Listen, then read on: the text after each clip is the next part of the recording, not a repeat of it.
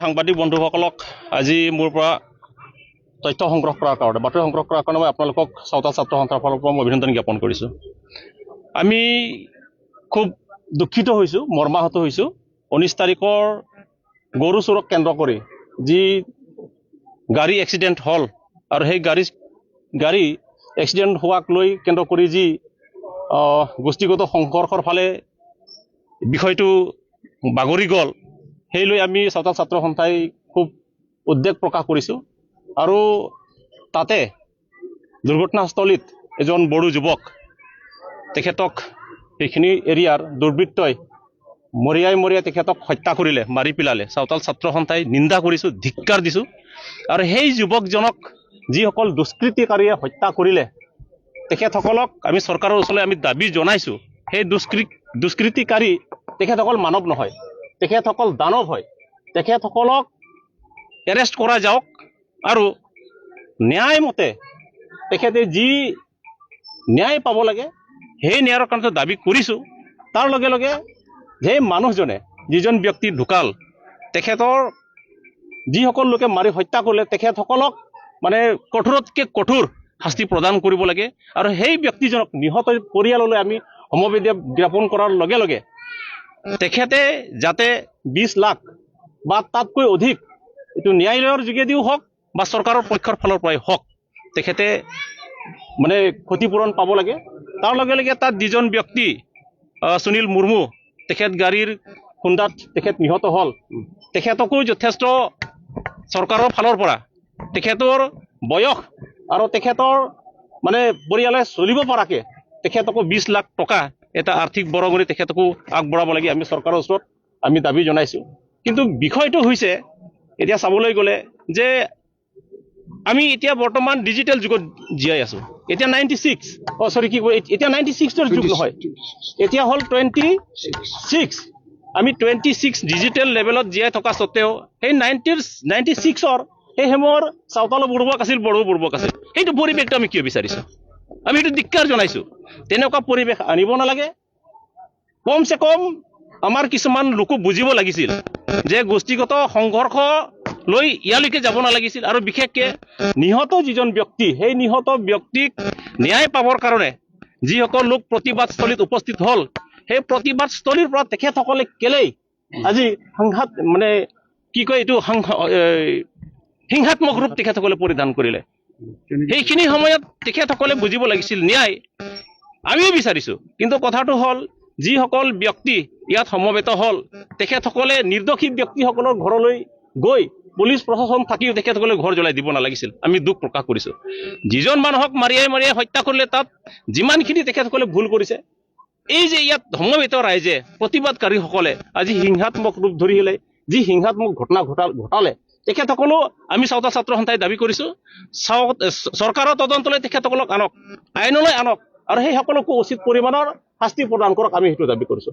কাৰণ যি দোষী, সেই দোষীকটো সকলোৱে দোষী, সকলোৱে কৈছে, সকলোৱে গৰিহণা দিছে।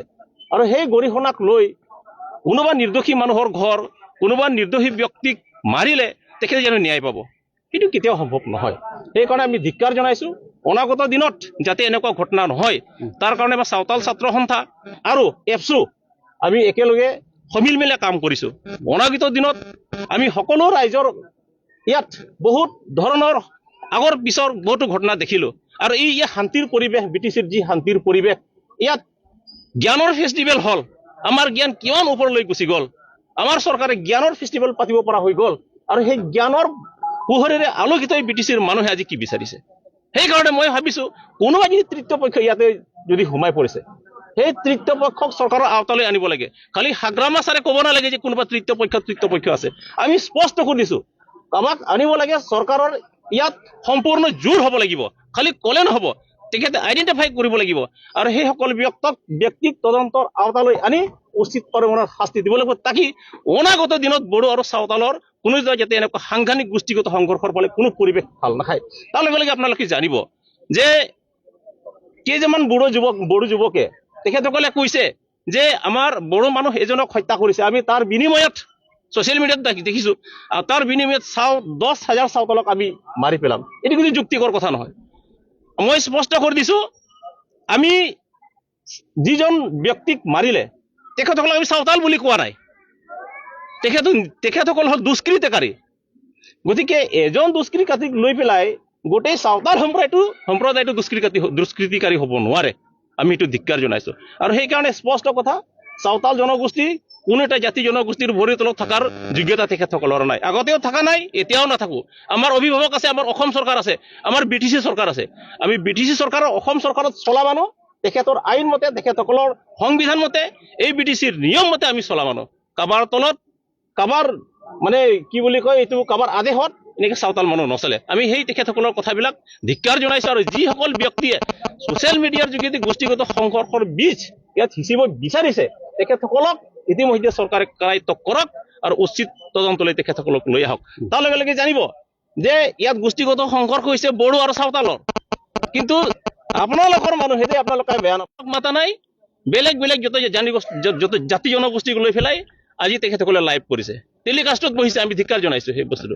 আপোনালোকক মই অনুৰোধ জনাইছোঁ যে চাওতাল আৰু বড়োৰ সংঘৰ্ষ হৈছে, তাত কোনোবা মুছলিম জনগোষ্ঠী, তাত কোনোবা আপোনাৰ বেলেগ বেলেগ জনগোষ্ঠী মাতি নি তাত চাওতালৰ বিপক্ষে কোনোবাই বড়োৰ বিপক্ষে ক'ব, তেখেতসকলৰ একো নাযায় না। যুদ্ধটো তেখেতসকলে কৰা নাই, তেখেতসকলৰ লগত কোনো মানে মই মাতিলি হোৱা নাই।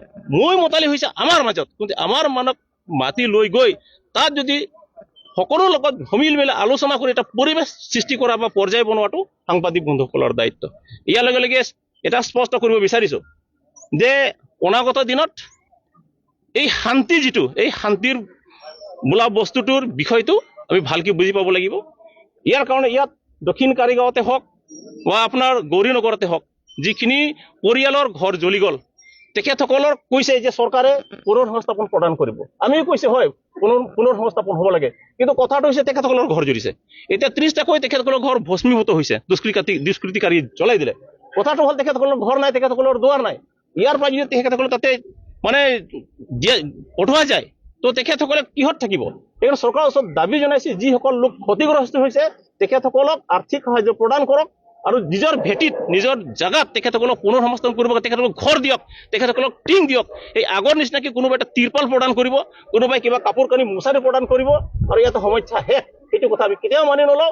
সেইকাৰণে যেতিয়ালৈকে চৰকাৰে উচিত পৰিমাণৰ সুবিধা প্ৰদান নকৰিব, তেতিয়ালৈকে যাতে এই কেম্পত থকা মানুহবিলাকক ইয়াতে সুবিধা প্ৰদান কৰে, খোৱা লোৱাৰ পৰা আৰম্ভ কৰি চিকিৎসাৰ পৰা আৰম্ভ কৰি গোটেইখিনি চৰকাৰৰ ইয়াত মানে সহমৰ্মিতা, সহযোগিতা ইয়াত প্ৰদান কৰিব লাগিব। তাৰ কাৰণে আমি দাবী জনাইছোঁ। ধন্যবাদ।